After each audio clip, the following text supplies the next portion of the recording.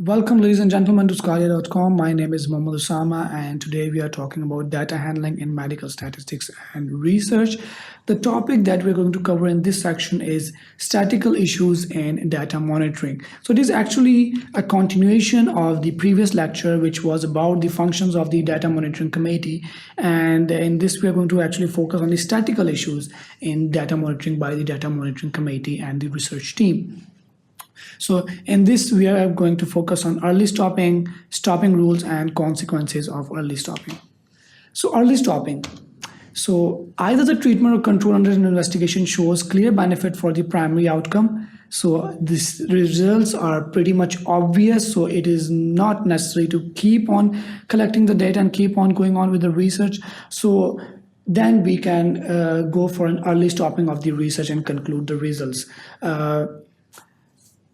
Moreover, safety concerns have been observed with one or more secondary outcomes. For example, if there was one treatment and it is associated with significant adverse effects which were affecting the health of the individuals or negatively affecting the health of the individuals in that group. So that arises as safety concerns, and that is also you can say a guide for early stopping of the research process. There's only a small chance of the trial going on to show benefit.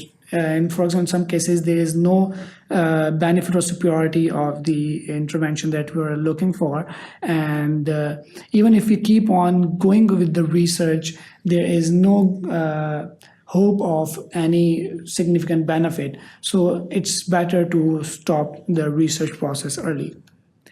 There is evidence for clear harm in either one arm of the trial or in a subgroup. For example, if any group or any intervention to any group that is being given in a randomized control trial is actually negatively affecting the health of the participants, then there is an evidence and a suggestion for early stopping of the research process. There's an external evidence or external confounding variables or factors that are changing the original assumption of the equipoise that there is no known preference. Then if the preference is being developed, so in that the treatment effectiveness is going to be altered, so there needs to be an early stopping suggestion for the research once again. Now, stopping rules. What are the rules for stopping the research? So the approaches are a mixture of a firm decision rule based on the data, such as p-value, which is a statistical figure, or by the judgment of the DMC.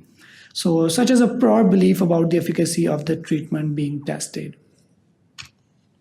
There is general consensus that the statistical techniques can only be used as a guide to the DMCs, and sometimes the DMC may take a decision against the p-value or the statistical techniques. The whole context of the trial must contribute to the decision making and for the better benefit of the participants of the research and for the better quality of the research. So stopping rules include group sequential, continuous procedures, likelihood methods, and Bayesian approach. So these are some of the statistical approaches that the DMC can use to make a firm decision. So let's start off with group sequential. A limited number of interim analyses are done at preset times. So there are preset times in which the data is collected and analyzed for identifying the data quality or if there should be stopping of the research. So Pocock's method and O'Brien's Fleming method are the used methods for this group sequential, and these are one of the stopping rules. Continuous procedure for stopping of a trial. These allow inspection of the data at any time, so these are not preset times. And examples include the triangular test, the alpha spending approach, and the repeated confidence interval method. We're not going to go into the details of them because that is not associated with the topic.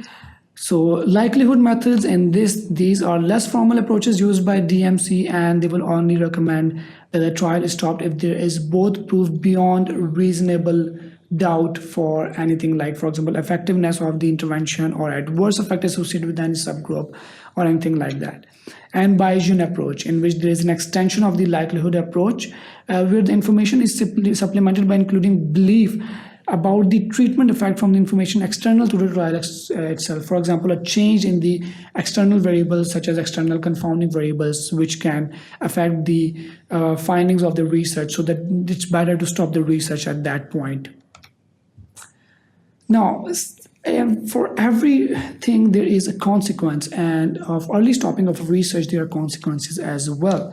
So they include that trials are only stopped early when it is considered that the evidence for either benefit or harm is overwhelmingly strong.